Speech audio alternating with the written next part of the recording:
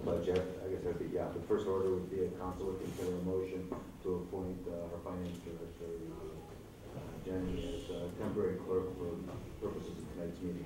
Move the appointment of finance director as temporary clerk for tonight. Second. Okay, motion made by Councilman Bullock and seconded by Councilwoman Pardee. And will our finance director, the acting clerk of council, please call the roll on that motion? Mr. Ertl? Aye. Yeah. Okay, all right. Let's get Vice on. Mayor Goldberg? Aye. Councilman Bullock? Aye. Councilman Consolo? Aye. Councilwoman Pardee? Aye. Thank you. I'm now going to ask our acting clerk, the finance director, to call the roll. Councilman Ertl? Here. Councilman Sims? Councilman Murphy? Vice Mayor Goldberg? Here. Councilman Bullock? Here. Councilman Consolo? Here. Councilwoman Pardee? Here. Is there a motion to excuse the absence of Councilman Sims and Councilman Murphy? So moved. Second. Motion made by Councilman Goldberg and seconded by Councilman Bullock for acting clerk. Please call the roll. Councilman Ertl? Here. Sorry, aye. Vice Mayor Goldberg? Aye. Councilman Bullock? Aye. Councilman Consolo? Aye. Councilwoman Pardee? Aye. For the record, Councilman Murphy's wife went into labor a few hours ago, and they are at the hospital. He's helping. I'm sure we're senators. Thank you. All rise, please, for the Pledge of Allegiance.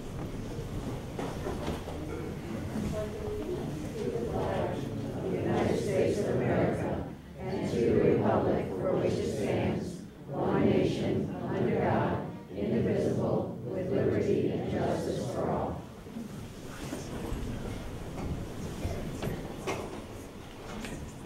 Council, we do not have any meeting minutes for you to approve at this time. I think at the next meeting, there will be these meeting minutes, and then depending on what's available, there may be more at that time. This is the portion of the meeting where we hear comments from the audience. I know we have an event that's scheduled, an impromptu fun event scheduled by the Vice Mayor, but if there's anybody here in the audience who would like to address the council or me about any topic, please feel free to step forward to the microphone, state your name and address, and whatever you want to say, we're here to listen.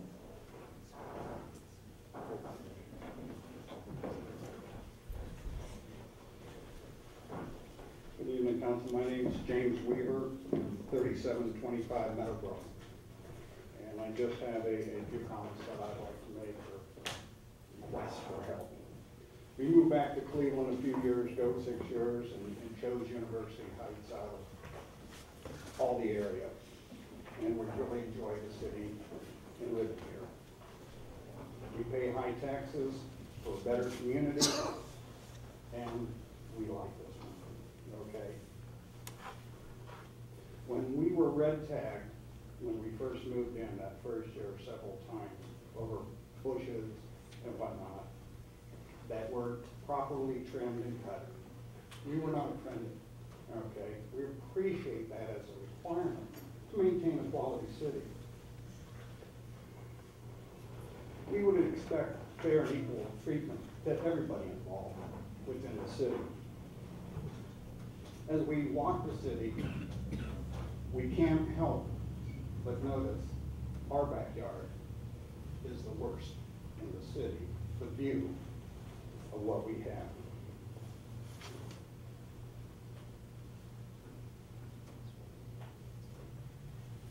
We like our neighbor. We do not like her backyard. We have asked for assistance on 3 occasions. We've written a request that this be looked into. And we have not had the courtesy of even a single reply. I'm very disappointed that I need to come public and request this one more time. If the General Offense Code, Chapter 660, is indeed still in effect,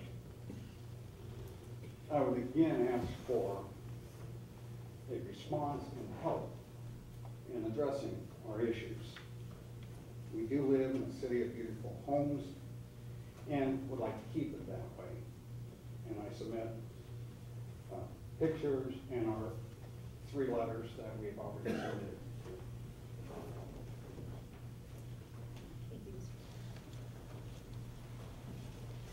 And that's all. Thank you for your time. Thank you, Mr. Weaver. I am in receipt of your most recent letter, and the building commissioner and I have spoken about that issue. I don't know if he's prepared to really speak specifically about what was brought to our attention, and I'm looking at him, or perhaps we can contact you tomorrow. Okay, please. And I guess I might even share, truly what it is, and you see from the pictures. There's been a big, in our neighbor's backyard, 2 flat tires. Truly, there was a pots and pans sitting on the hood. I think there was turkey in it for quite a while. It's filled with trash. There's trash laying around, screens. You'll see from the pictures. Thank you. We do have codes that homeowners have to abide by. When they don't, if they're in violation, they are given notices, time to correct them. When they exceed that time limit, then there's court action. So I'd like to follow up with you on that tomorrow. We appreciate it. Are there any other comments from the audience? I feel a little mad, I don't know. Somebody's excited. There's just a few things that I wanted to mention. This is the portion of the meeting where I report out to the community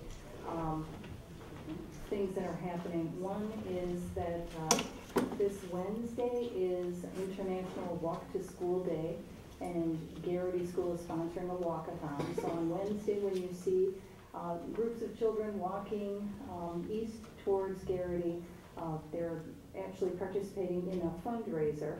This is the 2nd annual walkathon, and it's meant to be a fun and fit activity for the Garrity students. And the goal of the walkathon is to help the Garrity PTA raise at least $5,000 to fund buses for field trips, after-school enrichment activities, science programming, the Garrity Learning Gardens, mini grants for teachers, and more. So some of you may be sponsoring some of the children walking, and if you're doing so, thank you. But it seems like a fun and healthy way to have kids participating in something that will help their school with their field trips. The other thing I wanted to announce is that our leaf collection will work the same way that it did last year. You'll have the vacuum trucks rolling up to the street and vacuuming up the leaves. And the time period for collection will be the same as it was last year, October 15th to December 1st. We are going to have another recycling day where people can recycle hazardous household waste, and that will be the first weekend in November, Friday night, for people who cannot participate on Saturday, November 5th for everyone else. So I'm going to turn over the agenda right now to the Vice Mayor, because she has arranged a wonderful event for us today. Thank you, Mayor. It's wonderful to see so many people here tonight to hear about garbage collection.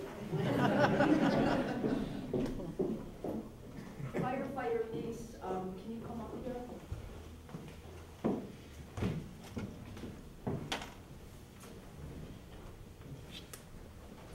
And I'm just thrilled to see you here.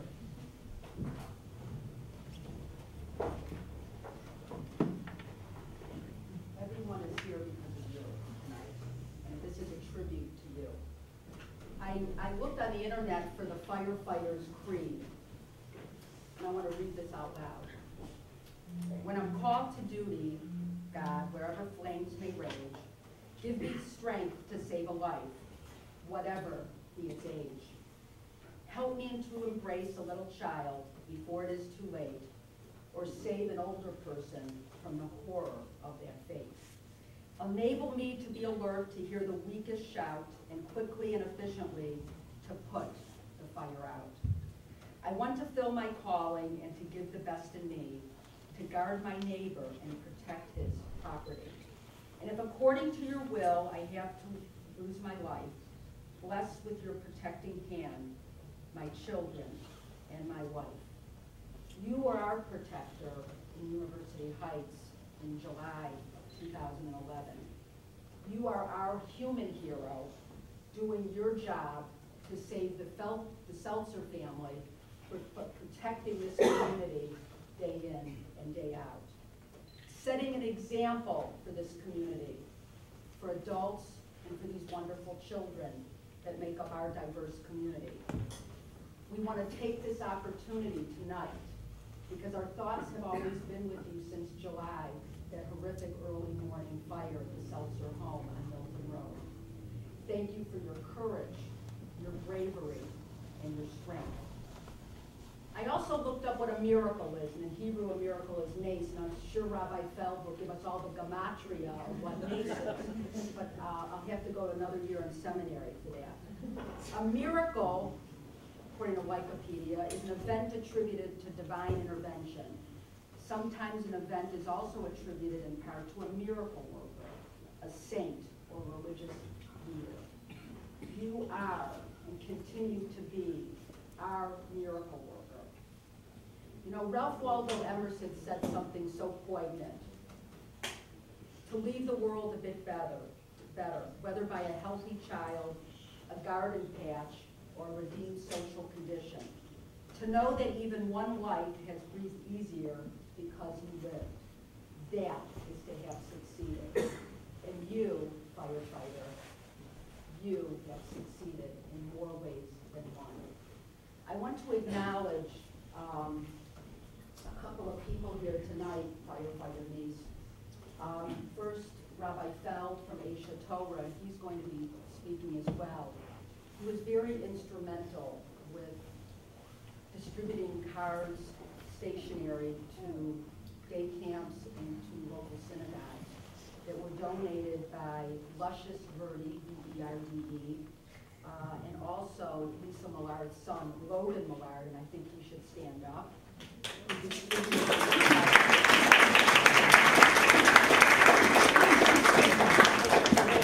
The local day camps. Also, Akiva Feinstein, I don't know if he's here, from localjewishnews.com. We wanted to present you with about 45 postings, firefighter news with regard to well wishes that were posted in August for you. I provided one for each of your family members as well. When you look at these cards, they are absolutely, they take your breath away. And I just picked out a few. I don't know, this kind of looks like, or this one actually I thought was actually, not even the beard, it was a goatee. That's pretty perfect. But I have to read something to everyone, and it really takes your breath away. This is one of the cards. Dear Mr. Neese, I hope you feel better soon. At 2 a.m. that Saturday morning, I woke up, looked out the window, and saw red. Without my glasses on, I didn't know what I had seen, fire engines. I'm sort of glad I didn't. No, because if I did, I probably would have woken everyone up and given them a scare. You are a hero. Thanks for saving my community. Your friend, Batsheva Altos. Let me just read one more. Dear Mr. Neese, you are such a hero. You saved a whole entire family. Your heart, yourself to save someone else.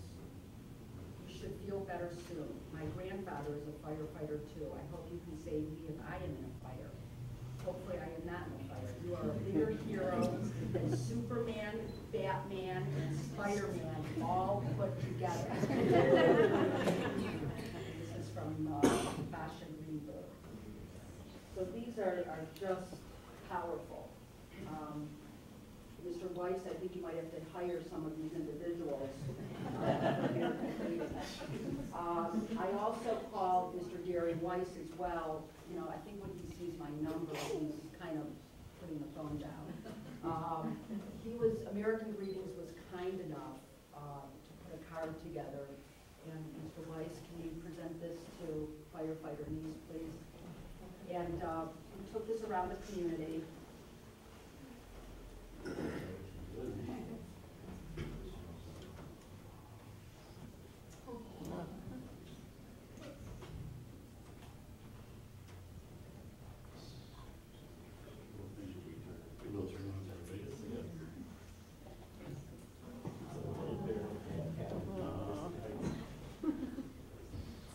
Fire protection logo on it. I'm looking forward to giving you another card welcoming you back to work, so.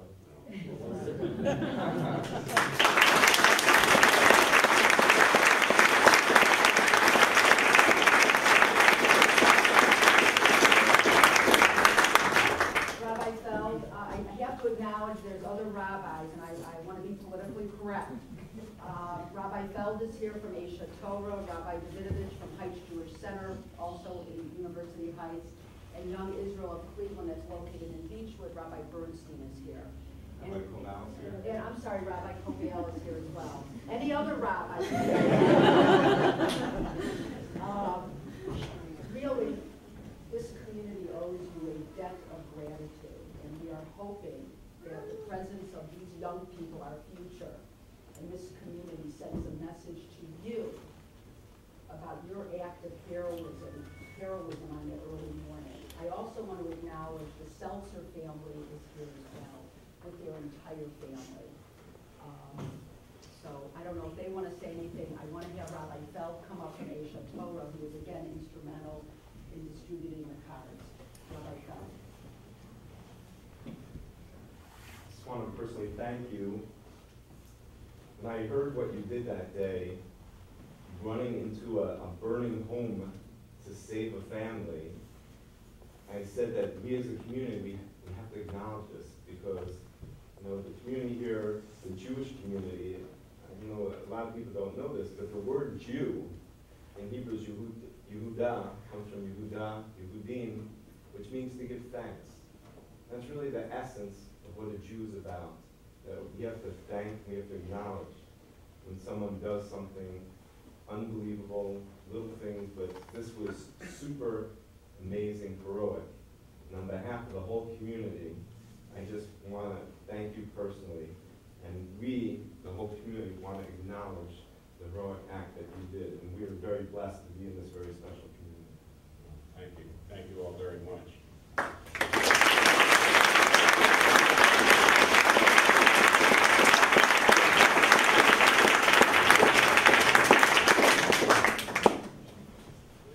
I just would like to say, again, thank you all very much. I wasn't in this alone. It was our department. I had several guys in there with me. We had people on the outside to help effect the rescue, and this was not something that I did by myself. So I want to thank the guys. Some of them are here with me tonight.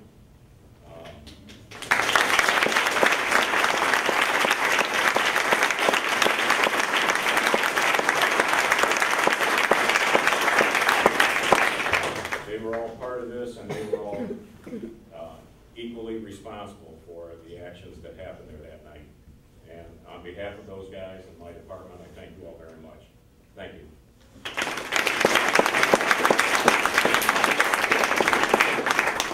Firefighter, I know the Seltzer family would like to say a few words.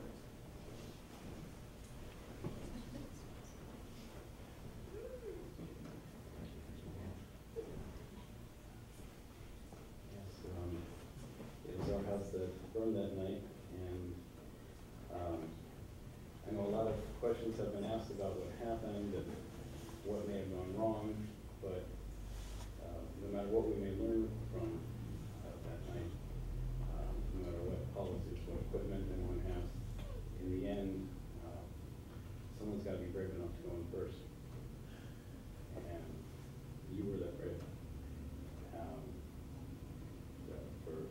For everything that you did to save our home, that Fernwood is still standing there, and to all the rest of the crews.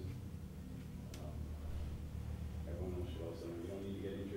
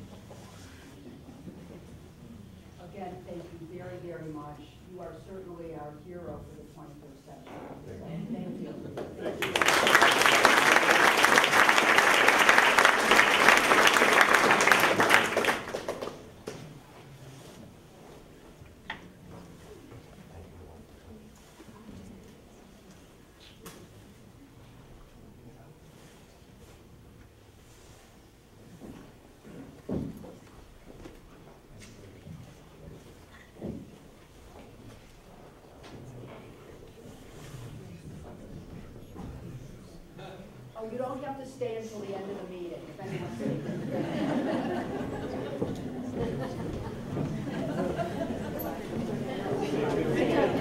Thank you.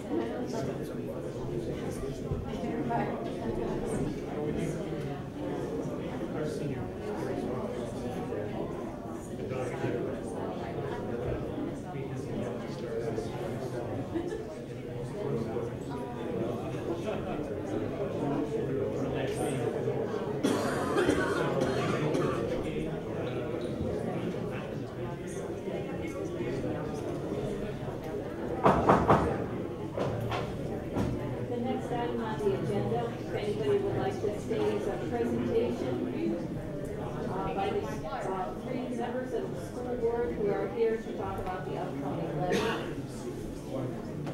One member.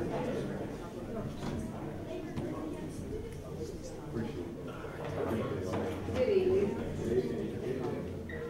To Mayor Enfield, Vice Mayor Goldberg, and other members of City Council, I would like to take this opportunity to thank you for having me here tonight. My name is Karen D. Jones, and I come before you this evening not only as a member of the Cleveland Heights University Heights School Board, but also as a resident of University Heights, to not only thank you for your support of the school district and its levy, but also to ask the support of the citizens of University Heights. As a resident of University Heights, I am quite aware that many of its residents have made other choices for their children's education. I myself, following the lead of my neighbors and the advice of others, made the decision to begin my children's educational journey outside of the district. However, once I realized the many opportunities that my children could receive in the Cleveland Heights University Heights School District that they were not being afforded, for example, gifted education, foreign language, an accelerated math and science curriculum, and a variety of extracurricular activities, they ended up completing their education in the Cleveland Heights University Heights School District. And I am happy to say that they not only were successful during their years in the district, but also in college where they were more than prepared. My story is just one of many, which is why it is important that we continue to provide a quality education for the students of our community who don't make the choice to go elsewhere. Our public schools are like the Statue of Liberty. They are a beacon of light to our community, just as Lady Liberty was for those who arrived on her shores. Public schools do not have the luxury to tell a student their test scores are not high enough, their behavior is not appropriate enough, their disability excludes them from being admitted, their income isn't enough, or that they move around too much to be a student in our schools. Public schools welcome every student, no matter the situation, and put forth every effort to educate them to be productive and successful citizens in the future. And because we are this beacon of light for the community, it is important that the community supports the schools and helps to continue its mission. I may be wrong, but if a realtor was asked how many times they have been asked about, don't get offended, city council, or how many gas stations are in the community when someone is looking to move in the area, they would probably say very few times. But they are asked about the schools. The school district plays a large role in the reputation and desirability of a community. Our schools are our foundation, and it is imperative that we keep our foundation strong.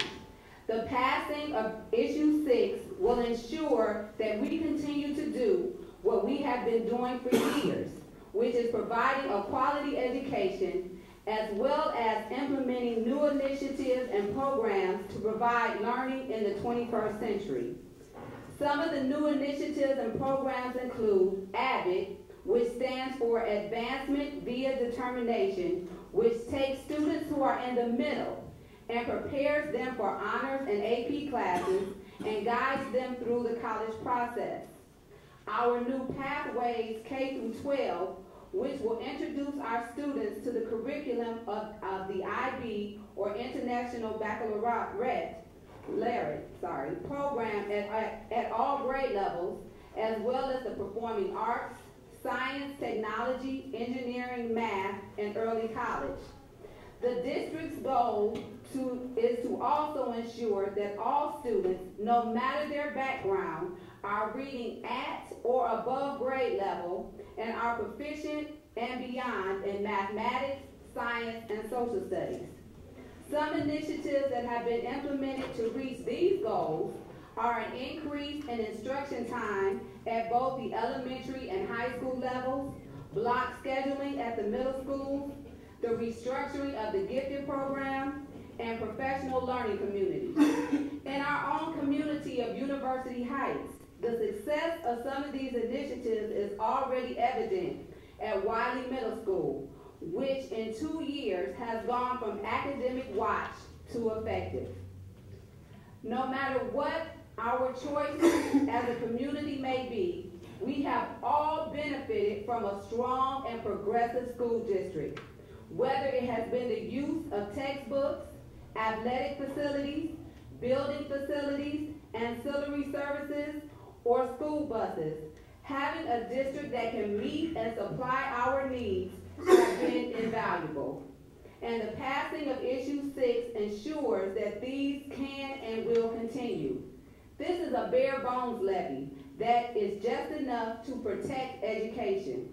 And during these challenging economic times, it is reassuring to know that this is the smallest operating levy in 20 years.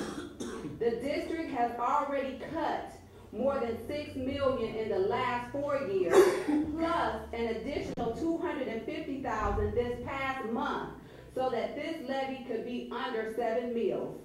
Also, stretching the last levy to last 4 years, and teachers, administrators, and all employees agreeing to a 2-year pay freeze to help save money.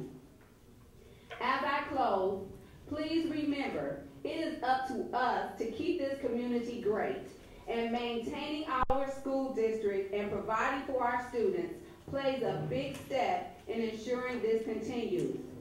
Supporting the levy by voting yes on issue 6 on November 8th is how we all can play a part. Thank you for your time and your support.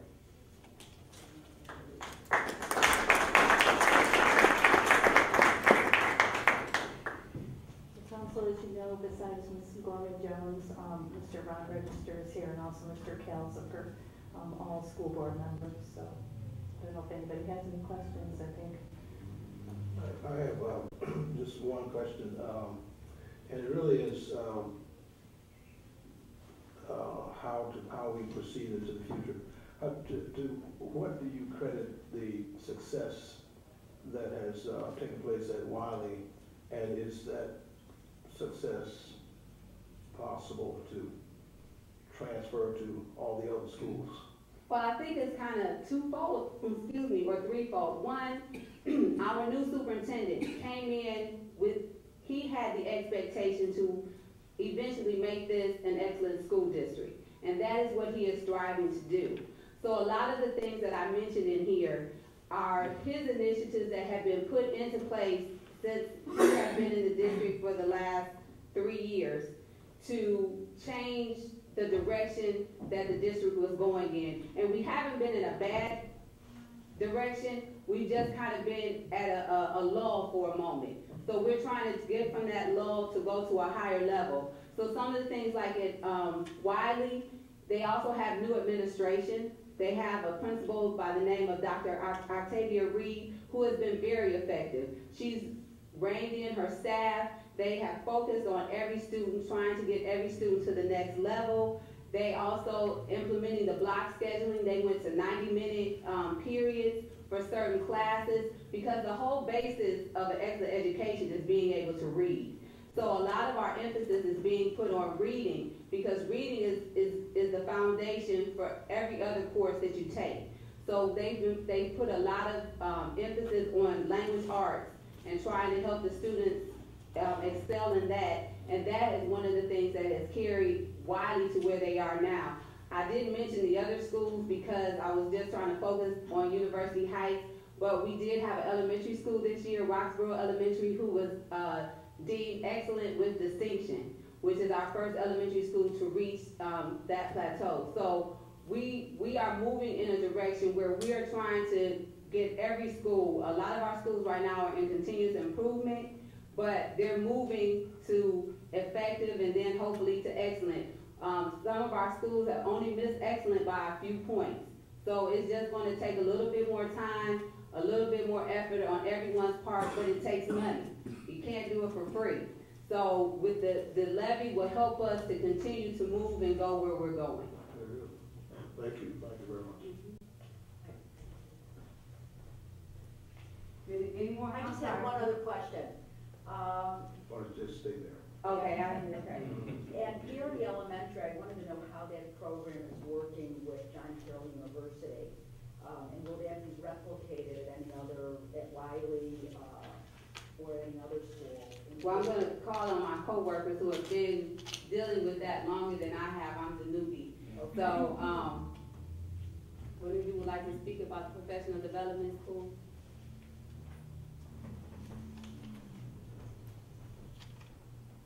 The professional development school is working real well, and we are looking to expand it, and we think that there may be opportunities to get other colleges and universities involved as well. So we are in conversations with them.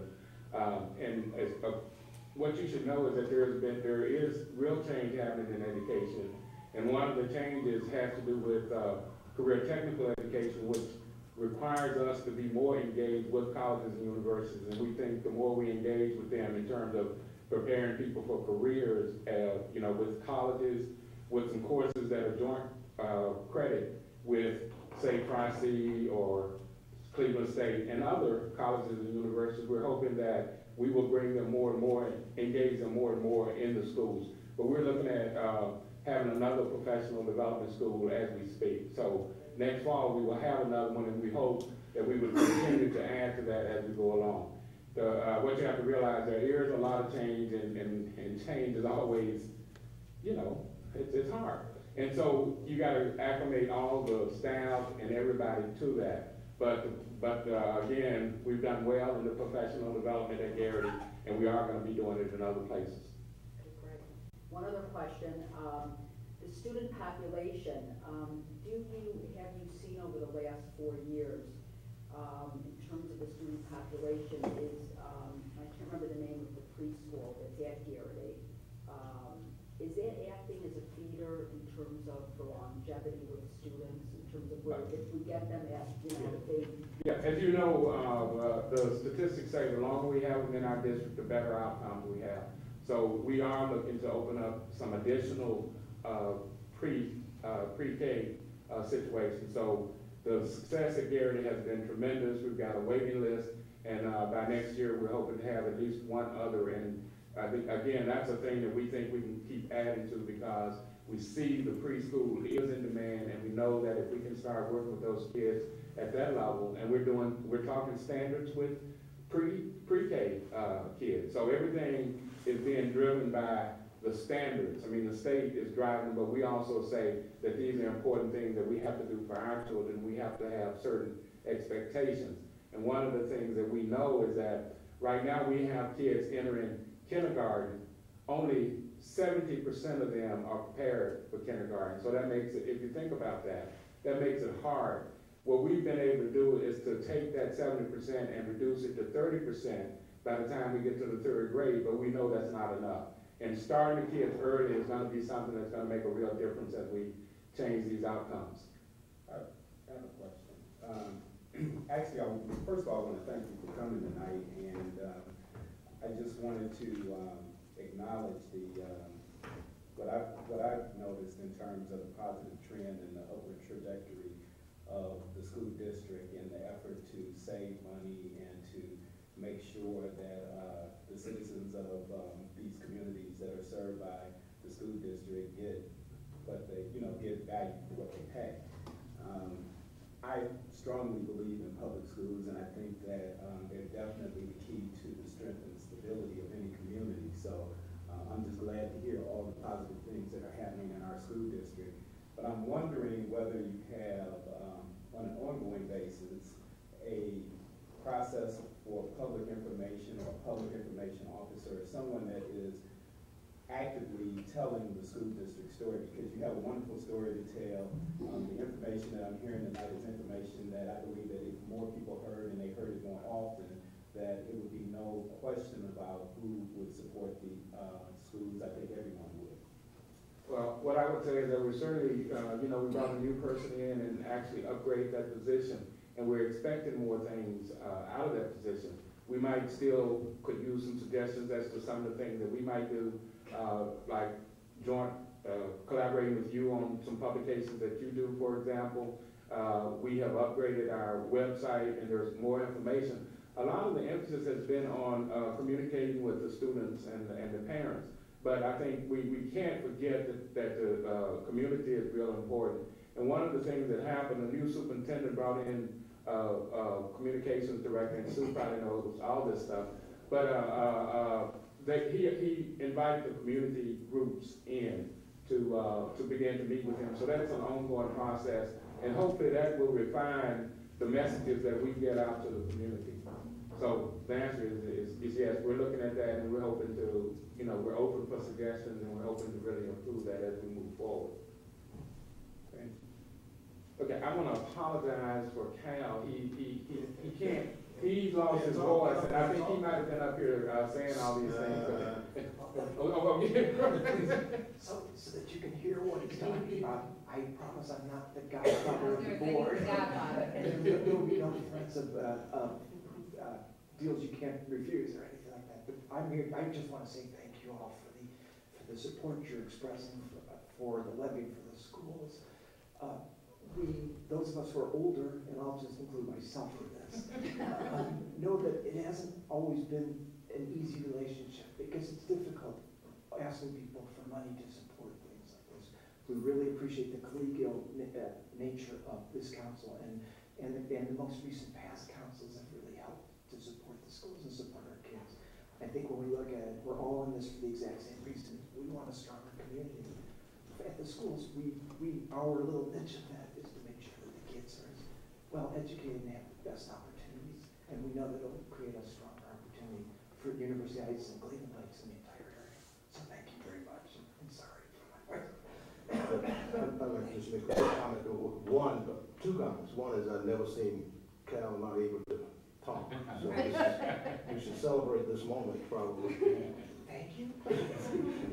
But I wanted to sort of follow up on some comments that both of you made, and I was going to ask the question, aside from the personal, and I believe I know that everybody here is supportive. If there's some other things that we can do to be helpful, and I think you just touched on it. So I do hope, aside from the personal support that you get from each of us, that there will be ways that we can assist through the things that we do already. I'm not suggesting that we have money somewhere that we can add some new programs, but we do things, and hopefully, and I know the mayor is very supportive, so hopefully we'll be able to work with you and be helpful. And through what we already do, that's my point. Thank you very much. Thank you for coming, wishing you much success with the levy. Thank you.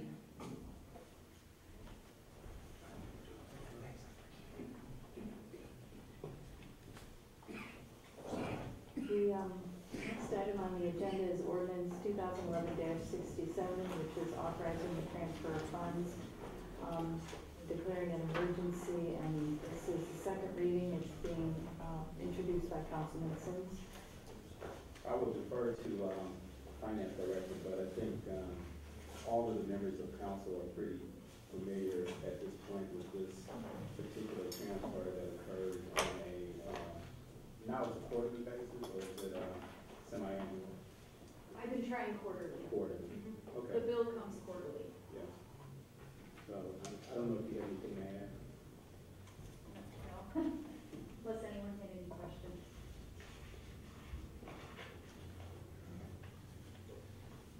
Then I would move the approval of ordinance number 2011-67, which is authorizing the transfer of funds and declaring an emergency.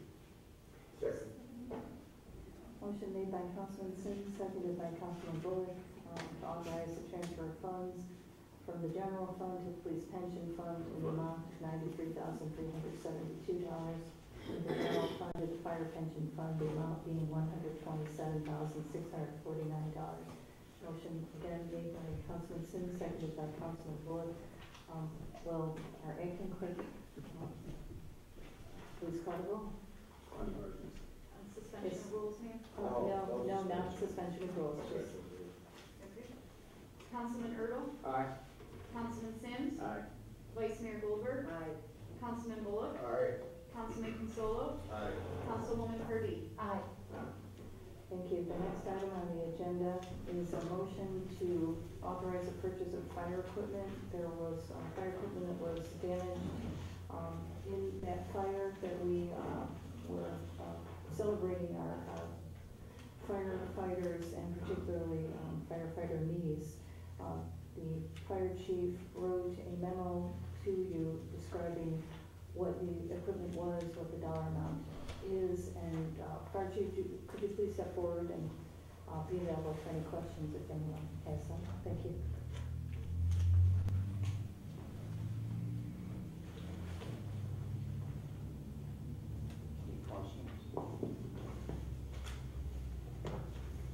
Scout Air Pack. I don't know, what is that? Scott is a main brand of the air pack that we wear on packs. There's different manufacturers of air packs. One Survive Air. We have Scott Air Packs. It's the manufacturer, but it's our breathing device that we use when we go into the burning building. We took it to Pro-Am Safety. They have it checked out and they were damaged beyond repair. So the next step was to try to replace these two units with new units. And the lowest bid was Warren Fire, a little cheaper than Pro-Am. So this is money that the city applied for insurance reimbursement for and received. While those two units were not in use, what do? We have spares? Yeah, we have spares and stuff. It just lowers the amount we have, you know, but we still have enough right now. Well, it's something you have to have, and we need to replace them, so. I move approval of, so in order, it's a motion to move approval, purchase of these items. Second.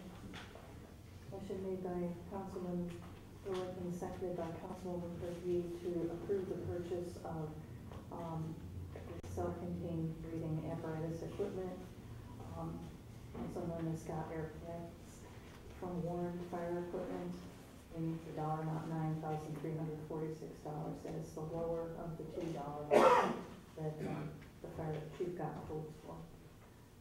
Will the acting clerk please call the roll? Councilman Ertl? Aye. Councilman Sims? Aye. Vice Mayor Goldberg? Aye. Councilman Bullock? Aye. Councilman Consolo? Aye. Councilwoman Purdy? Aye. The next item on the agenda is ordinance 2011-69, authorizing an agreement with Marshall Carpet One for the installation of carpet at City Hall and also in the Clerk of Council's office. And this is being presented on emergency.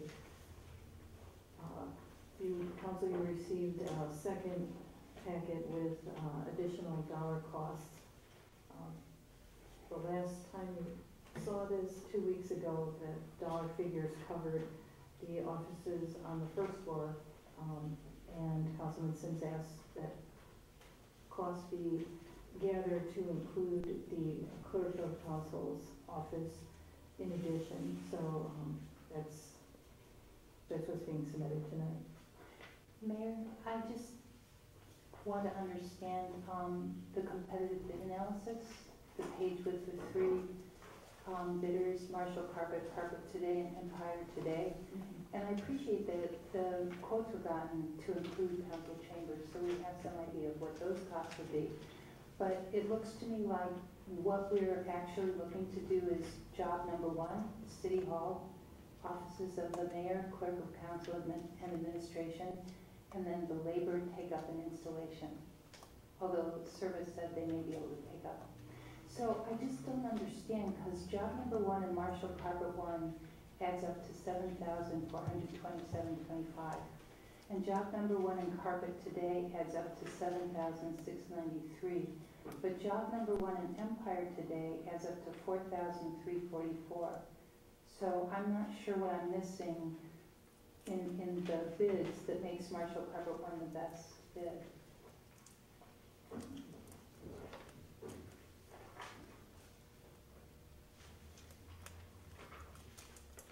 Well, my understanding from the last information that we had last council meeting was that this was the lowest bid by probably more than it looks like here from the carpet company. So, but I bring the calculator. Well, yeah, I mean,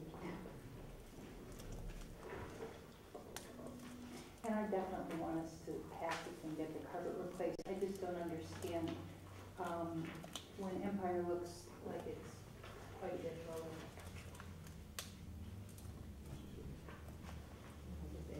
you're right. I don't understand. Let me look at without having the information from the last council meeting, I can't really comment. Actually, I have it, but it only included Marshall from the last time, so. I thought In the packet. that her descriptive sheet contained the actual dollar amounts of the other two carpets, Empire Today and that Carpet Today. She didn't have a spreadsheet, I but don't have it, I'm sorry. Well, I meant to call today, but yeah, I don't have any time today to make the I call. don't know. The only way to resolve this would be to call a recess so I can go downstairs and get the information from the last council meeting. Mayor, I read it, I'm not, Please. we can go sit down.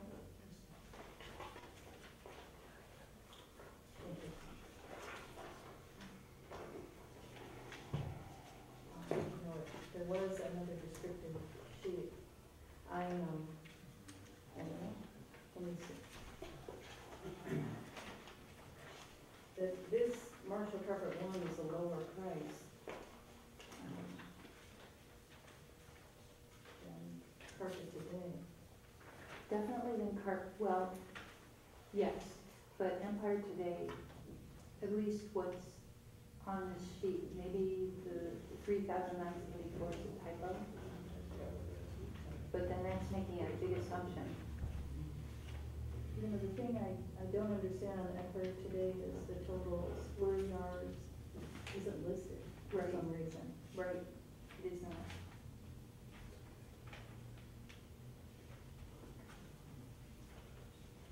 Yeah, but There's a disconnect between the total cost of $79,9882 for Marshall, which includes administration, mayor, and clerk of council's office, and the sheet, the competitive bid analysis, where Marshall's at $17,219.19.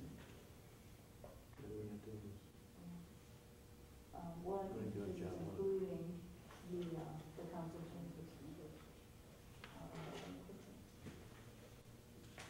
I think what you're looking at, Ken, is if you had to subtract $500 off of the Marshall, you know, because we're pulling up the carpet I think is what it means. The Marshall carpet correct, the council chambers is off by $18. $18 and 55 cents. I don't know, yeah, I'm sorry for the confusion, I didn't notice that myself, this is something that, the person who did the research for City Hall put together.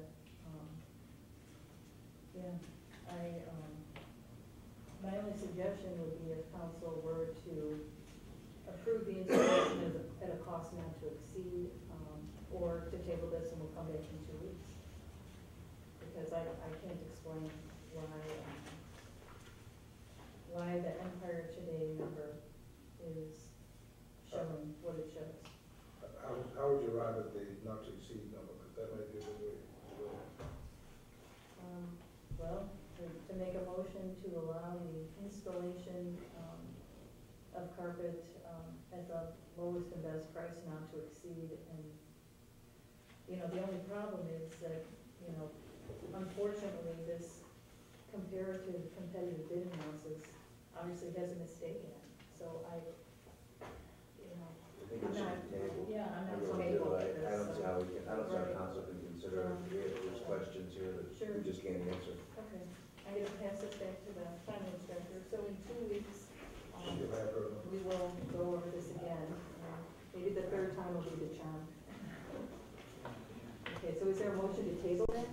So moved. Second. Okay, motion made by Councilman Sims, seconded by Councilman Bullock. Will the acting clerk please call the roll? Councilman Ertl, Aye. Councilman Sims, Aye. Or Vice Mayor Goldberg, Aye. Councilman Bullock, Aye. Councilman Consolo, Aye. and Councilwoman Purdy. Aye. Okay, the next item on the agenda is ordinance 2011-70, to reestablish a temporary moratorium as established by ordinance numbers 2010-64 and 2011-14 on the acceptance and processing of applications for zoning, occupancy, and/or building permit approvals for sweepstakes terminal cafes, and the issuance of such approvals up to and including April 20th, 2012. This is being presented on emergency.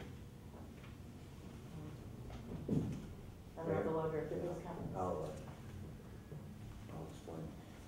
We've had a moratorium in place which very, very recently expired, and my recommendation is that this ordinance, 2011-70, be adopted with suspension as an emergency to allow the moratorium to continue as stated through April 20th, 2012, as the mechanisms established through House Bill 195 go forward, which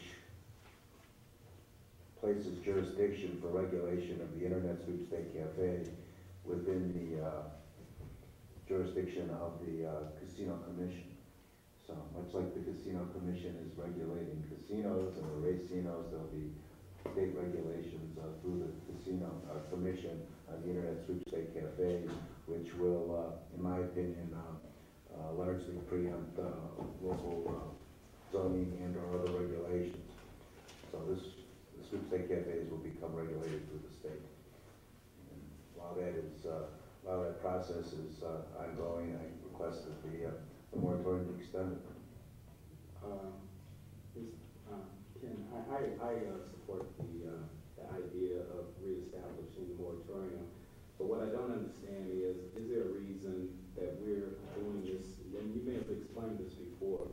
If we have a concern about these particular types of businesses in this community, and if we took action now to consider the possibility of excluding this type of business from our community, why aren't we looking at that as opposed to waiting for what is going to be the outcome of the state process? That's a good question. And if in fact it's a desire of council or even one councilman to consider an absolute prohibition, I certainly could prepare legislation that would create an absolute prohibition. But in the meantime, while that would be, let's say, introduced and considered, considered, I think it's important to have the moratorium in place. So, but that is something, again, that the council could look at. There are communities that allow the use and tax it. Willoughby Hills for one, East Lake for another. But, you know, again, I've they seen allow the use and they tax it. not off or anything, but I just think that we need to make a decision as a community, what is in the best interest of this community, and then, legislate from that vantage point. We could do that, but if in fact the state legislature, through whatever mechanism, ultimately decides that the use itself is permitted with the permits to be issued by the state, much like a lottery license, a liquor license, whatever rules and regs they come up with, and we have an absolute prohibition, that prohibition would be for naught, in my opinion. But that's about that. Yeah, it would be for naught. So I think the moratorium is effective in terms of asking that there be again, until the state acts, that there be no permits issued in the city. And once the state acts, then we'll be in a better position to address what reaction council may want to consider, depending on what the state comes up with.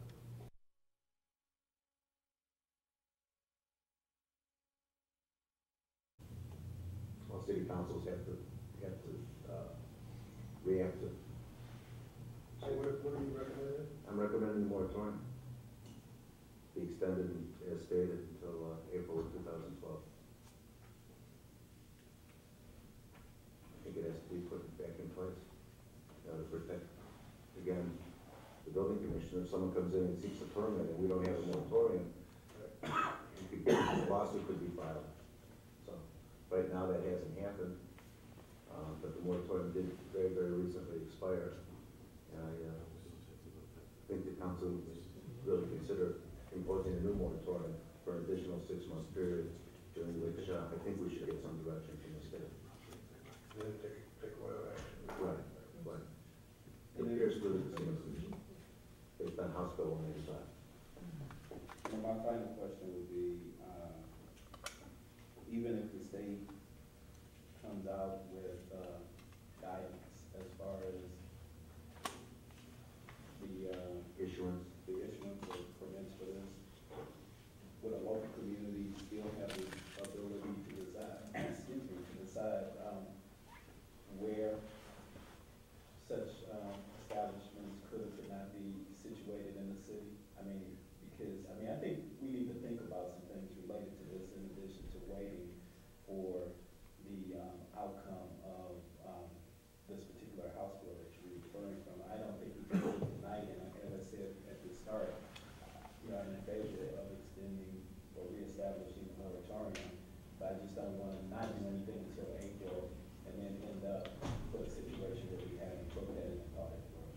The problem is that until there is state action, the issue of whether home rule would allow this council to act, or conversely, whether there's preemption, can't really be determined. Right. Okay. But ultimately, that's what it comes down to, whether it's a preemption issue or whether or not, as a home rule community, we can impose additional limitations on the use. Okay, well, I move that we pass ordinance number 2011-70, reestablishing the temporary moratorium. Second. On emergency? On emergency. Thank you. Motion made by Councilwoman Pardee, seconded by Vice Mayor Goldberg to pass ordinance 2011-70 on emergency. Will the acting clerk please call roll on suspension of rules? Councilman Ertl. Aye. Councilman Sims. Aye. Vice Mayor Goldberg. Aye. Councilman Bullock. Aye. Councilman Consolo. Aye. Councilwoman Pardee. Aye.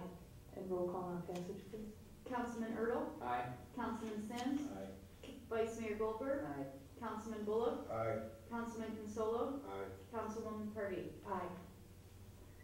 Next item on the agenda is ordinance 2011-71, authorizing the mayor to enter into a 6-month contract agreement with Senior Transportation Connection for the provision of transportation services to senior residents and disabled residents of University Heights. This is being presented, I thought, on emergency, but it doesn't say that on the legislation. And this is just a continuation. We entered into a 6-month contract in the spring. The time period has ended. We are in a 1-month grace period, allowing residents who use this service to continue using it. So we have a choice to allow it to continue or to change it and not have this service anymore. So, Mayor, what kind of feedback have you gotten? Because we did make some changes and limited the number of rides. yeah, I think I sent out a letter to everybody who was registered for this service in our city. And I know that they just called that list recently. And I think you'll see that it was attached to the most recent monthly activity report that I have. But the 162 clients, they all got a letter from me. And I did hear from about 20 people who were unhappy. We had a situation before the service was changed in the spring, where there were individual riders who were using it in a limitless capacity because that we didn't have any limits placed on individual riders. We had one rider who used it regularly, about 80 trips a month, and several others who would use it for 50 and 60 trips a month. Those were the people I heard from. You know, and then a few other people who were just concerned, you know, as to would the changes affect them or their ability to go to medical appointments. And there was never any limitation put on users for the type of use, just the numbers. So, yeah, I got some angry phone calls, but, you know, that's, I explained to them that it was, you know, not, the city was not in a position to be able to offer limitless rides because it was becoming prohibitively expensive. So, yeah, I did get some feedback, but a lot of people did not contact me. And it's still being used to that full extent? Yeah, pretty much every ride that's offered gets used, and I really don't get any comments on it. We have to go first reading. Right. It had to be first reading, so. Okay. And we did just get a contract, there were some revisions. We Right, were working on there that were. until I guess it was Yeah. today. Yeah, right, and I didn't mean to have this passed tonight, but just when it is passed, that it's passed on emergency, so that it can go into I effect. think that the intent was, Mayor, that we've gone first reading tonight. The agenda does indicate emergency, but give council a chance to consider it. And Certainly. When is the current contract it expire? expired. It did, we're in but a there's still 1 month grace period right a now. grace period. So right? they would like to know something by the end of this month.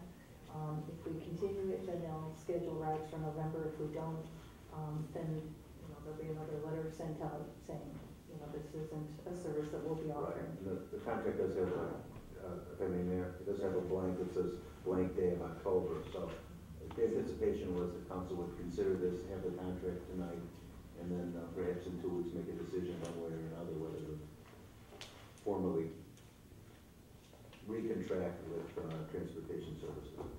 The only material thing that changed from the last contract, if you see on the second page, the fuel escalation, the last contract talked about, sad to say, a $3 per gallon gasoline price, but times are different now. And so that was changed to a $4 a gallon gasoline price. And once the price of gasoline goes above $4 a gallon, then per ride there would be, depending on how much above $4, there would be an adjustment made to the cost for each ride, adding a quarter at different increments. Other than that, everything else would remain the same. The base price per ride would be the same. What about the indemnification on page 10? Yeah, I'll let the law director address that. Indemnification,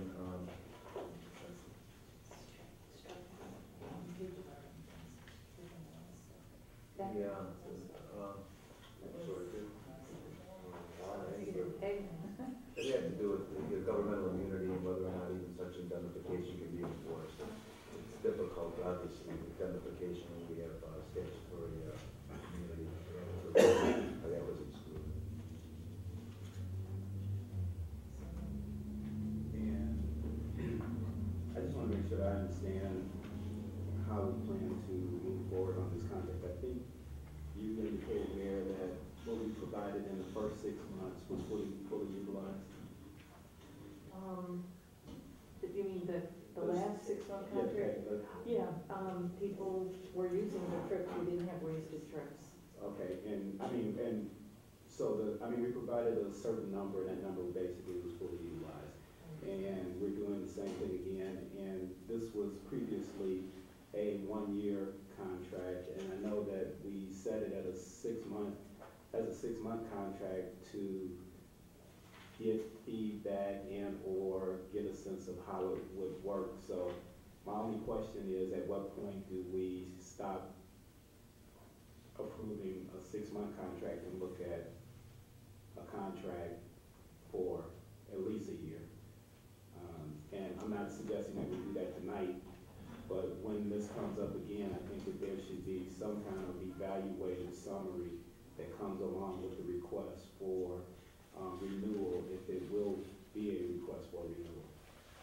Well, and I appreciate that. There is outstanding on the agenda of one of the council committees studying this issue. At the time this came up 6 months ago with the last 6-month contract, the only 6-month contract, the one that just expired, there was a lot of discussion about the amount of money the city spends on senior services. Was it enough money? Was it getting the most bang for the buck, so to speak? And there was discussion at the time about joining other senior service providers, such as senior centers in the area. So as I said, that is an outstanding item on the council, a committee agenda.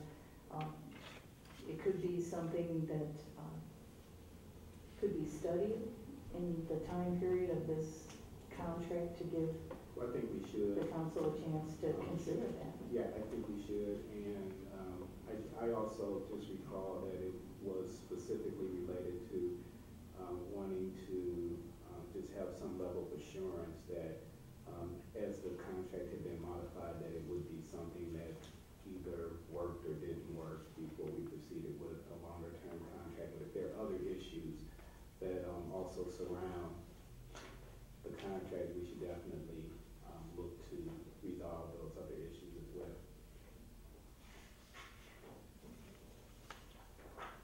So this is being presented on first reading. Gives people a chance to think about all that, where they want the service to go.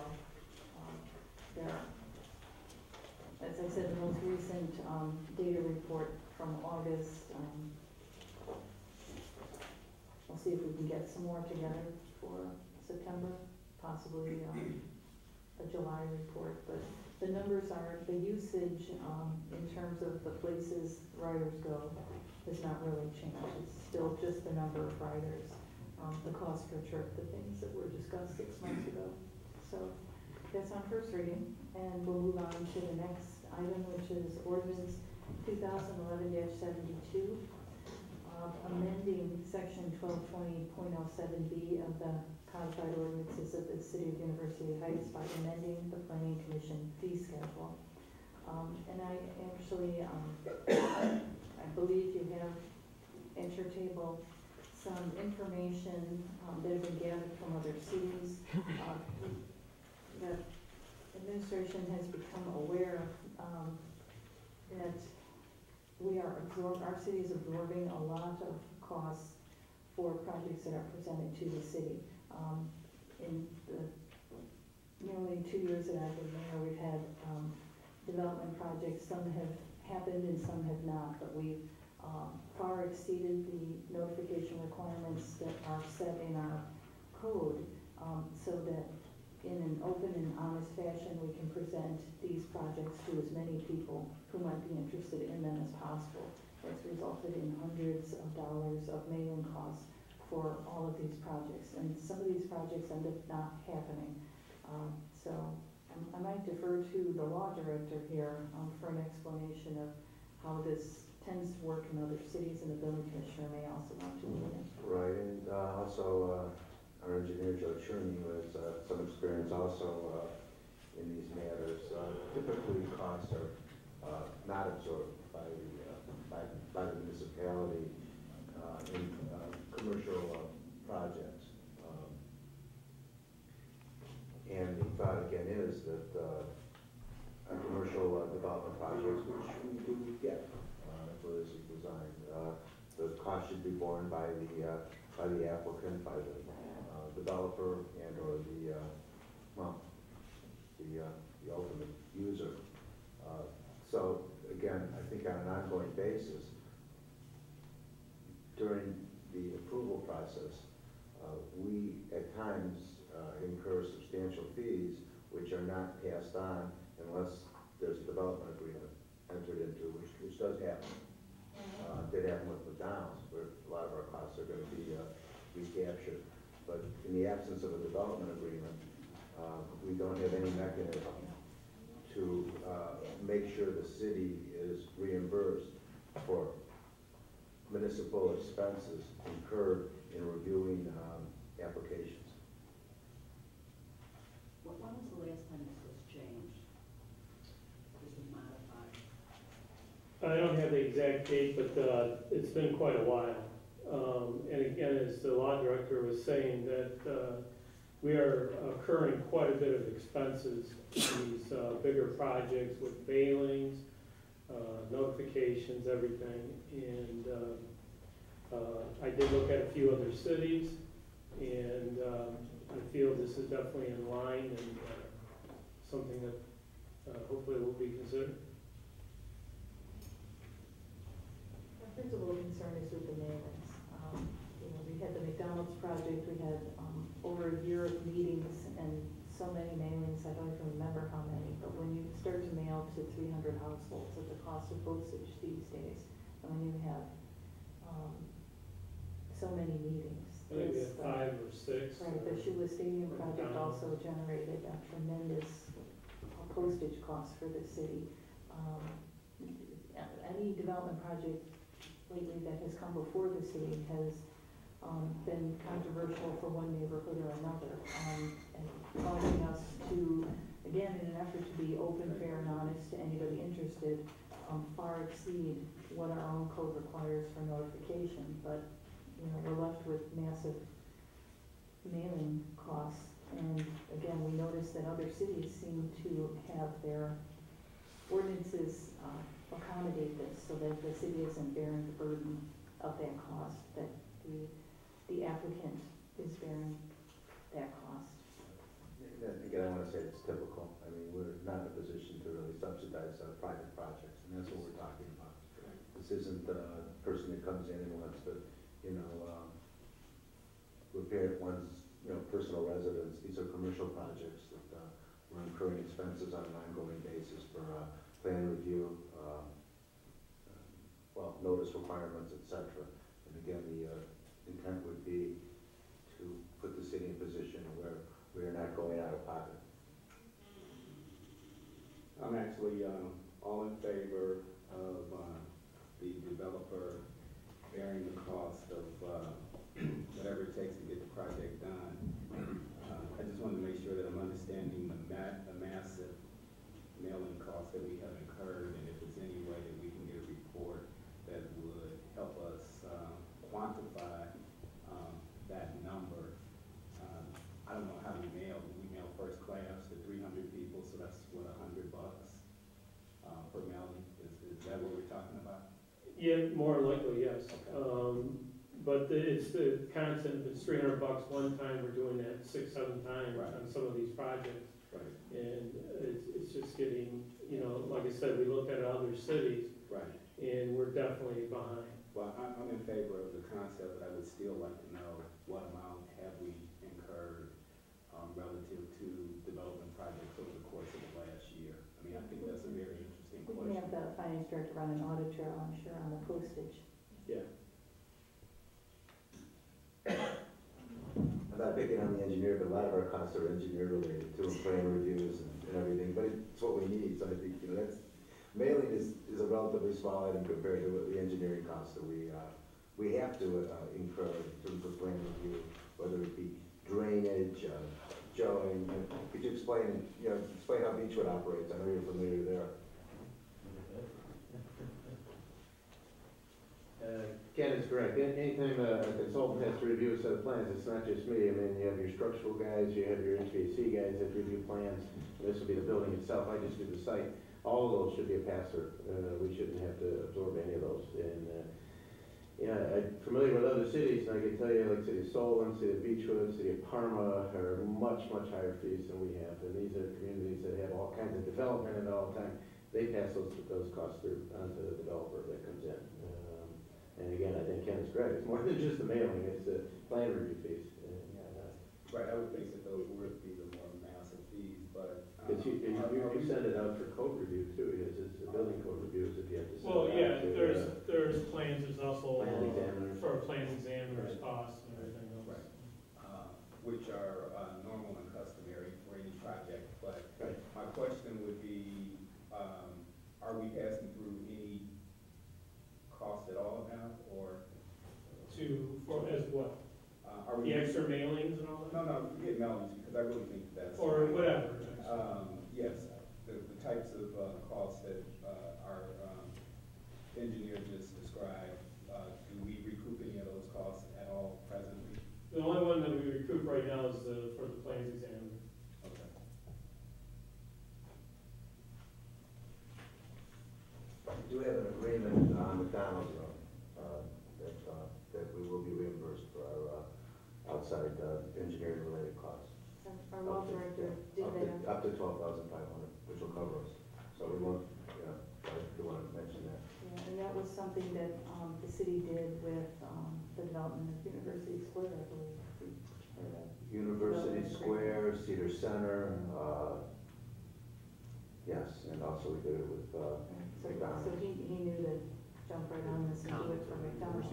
It's just that we do have projects that are presented that incur many of these costs, and the projects sometimes go away, and yet we still have incurred all these costs.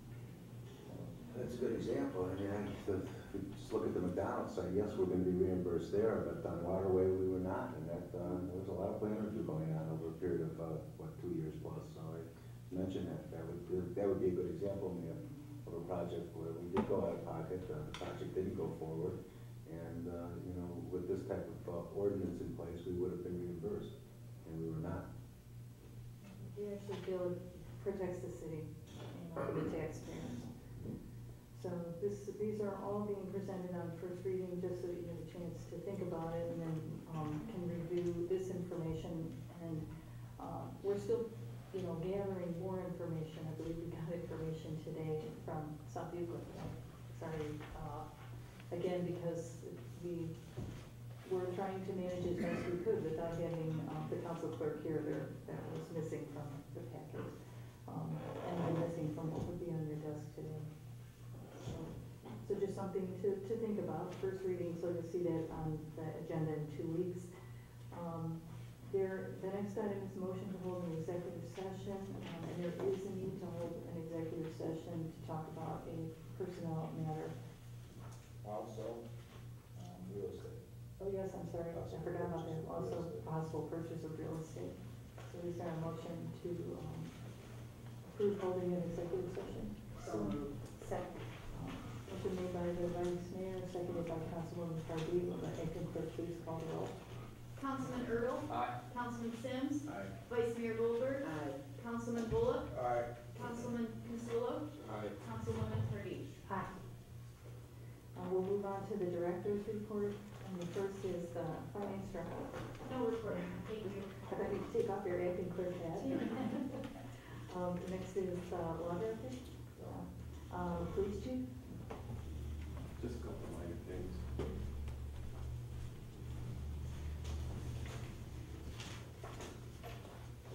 First item, happy to report the police department passed their annual leads audit. For those of you who are not familiar with the leads process, it's kind of the backbone of police intelligence gathering. It's the law enforcement automatic data system, and it allows us access to just about everything. Vehicle registrations, article registrations, people, criminal histories, everything we need access to, it allows us access to. If you don't pass your annual audit, they'll actually shut your terminal down. So we're happy that went well for us.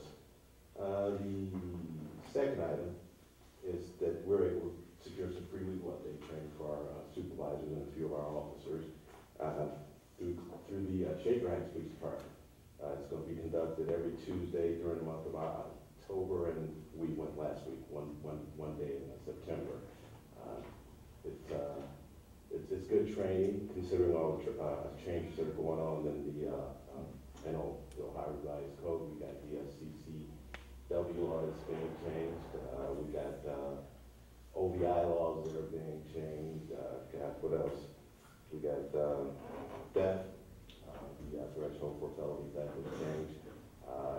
The training's not totally free. I had to donate some of my time to the Shaker Heights Police Department. I have to sit on their promotional panel for their sergeants and lieutenants exam. So I sit on their panel. They let us go to training for free. So what's critical about it, some of our officers and supervisors have never been to legal update training, surprisingly. So I'm glad we're able to get them in there. The last thing is just for information, prosecutor's office is in the process, county prosecutor's office is in the process of modifying the manner in which they process felony cases. About 4 or 5 years ago, Bill Mason implemented a JMI program in which preliminary hearings were waived. Our preliminary hearings are traditionally handled in municipal courts.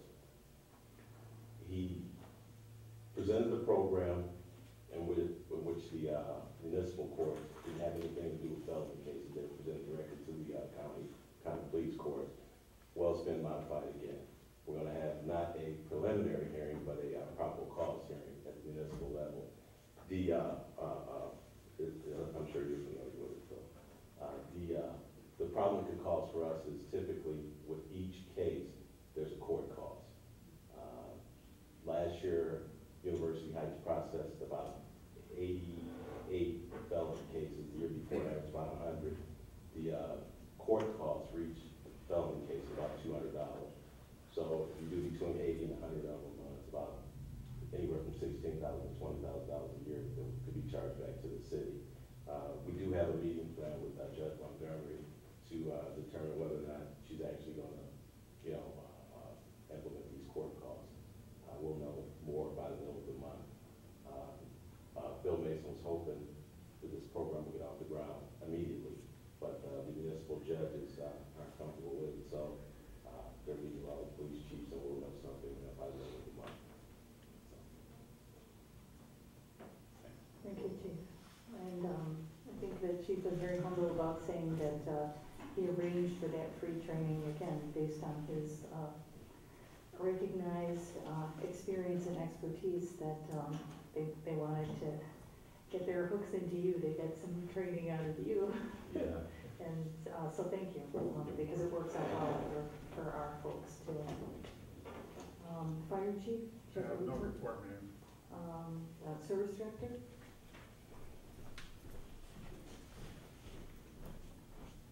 Thank you, Mayor. 2 quick things. We're making progress on our smaller construction project schedule, which consists of the street restorations after the Cleveland water repairs, as well as the storm sewer projects. Throughout the city, 32 projects are completed to date, and we have 48 projects pending.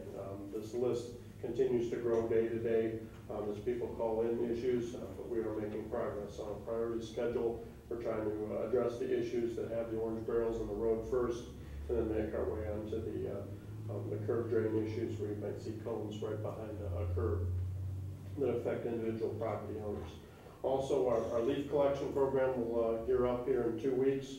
On Monday, October 17th, residents are encouraged to rake their leaves into piles and windrows on their tree lawn, not in their street, and they're allowed to rake out loose leaf material until December 1st, and then we'll make a final pass through the city on that date. At any point, people want to bag their leaves, that will continue also as part of their weekly yard waste collection. My report. Thank you. Building commissioner? No report tonight. Thank you. City engineer? No report, Mayor. Should I tell them that we are still working with Cleveland Water Department? We can tell them that. We are hopeful that, I'll let you continue. We've been handling this. And they received emails both on Friday and just this afternoon that they have now made a decision down there. So, we need to fix Fenwick. They haven't agreed to pay for it yet. We did take prices and I showed them to them, and we're still waiting on a decision. I think the mayor said from her contact she's going to get a response by Wednesday of this week, so hopefully that is true. Right now, nothing to report. I guess the only other thing I can report on is the state of South Taylor Road. We were resurfacing South Taylor Road in conjunction with Cleveland Heights. They took the lead on that part of the project because it's more work in Cleveland Heights than there is in University Heights, and it seems to be sitting there for the last month, and it has been sitting there for the last month. In fact, Cleveland Heights had some issues with the contractor and wanted to throw them off the job, and they've been going back and forth, and they were given an ultimatum to get back on the job today, and they were there today, but it rained and they went home. So we should see some action though. I think they've resolved the issues, and hopefully it'll be done in the next 2 weeks. But Cargo was busy on other projects, kind of left town, and Cleveland Heights wasn't happy about it, and it was more their issue than ours, but it is just sitting there. So, hasn't been worked on in probably a month. So I do have a question, just regarding the various stages of street improvements that are going on around the city. I mean, Yes. I see quite a bit, and you know, it's a positive thing, it's a good thing. My question is, do we have any level of confidence that this will be drawn to, that this work will be drawn to a conclusion before the cold weather, before winter sets in, and or not? Do we know? Because I just see some projects that are just starting. I know that there are dates that the asphalt plants close down and things of that nature, so I'm just wondering what are we going to be left with? I have confidence we're going to finish these projects. Actually, 3 of them will be buttoned up this week. Glendon, Northwood, and Bushnell will all be completed by the end of the week, if the rain stops. I'm not going to let them pave in the rain, but it's supposed to have good weather the rest of the week, and those 3 streets will be completed. The other 2 waterline streets are Dysart and Traymore, and by the end of the month, I expect them to be completed. The only other one going then is South Taylor Road, which is more in Cleveland Heights' hands, but it's back on on schedule again, or some kind of schedule. Did you say Northwood or Westwood, or what is that street over? Northwood. Yeah. Oh, you did say Northwood? Yeah, right, Okay. Northwood, right. And the gas company is supposedly going to be done by Halloween, was always their drop dead date for getting those projects completed on Green Road and on Washington, so that's the end of the month. And that's still time for paving, you know, you can pave in November, weather depending.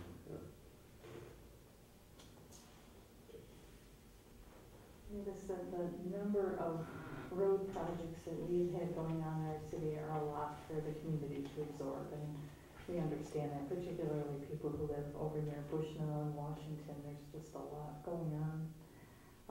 So hopefully that the Bushnell project is looking good, it's just about done, but there's other things going on over there too. So thank you, directors. We'll move on to council reports. Building committee, no report. Civic information? No report. Finance committee? No report. Governmental affairs? I'll be sending a meeting and I'll send that out. Please check. Recreation committee, Councilman Murphy isn't here, but anybody on the committee have a report? Safety committee? Safety committee, I do have something to refer to your committee. And this is something that's been being worked on for a long time between the law department, the police department, John Carroll University, and Jesu Parish.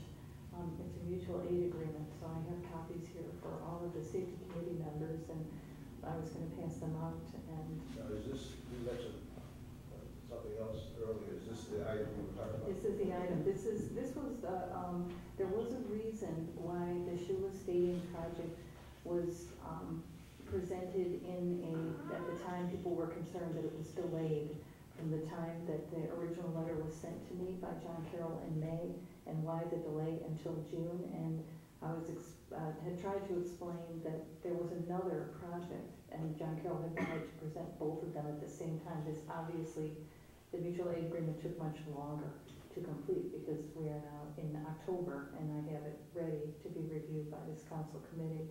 But yes, this is their project. So I'll hand this out to the safety committee members for your review. Thank you. The Service and Utilities Committee? No, thank you. Thank you, everybody, for coming.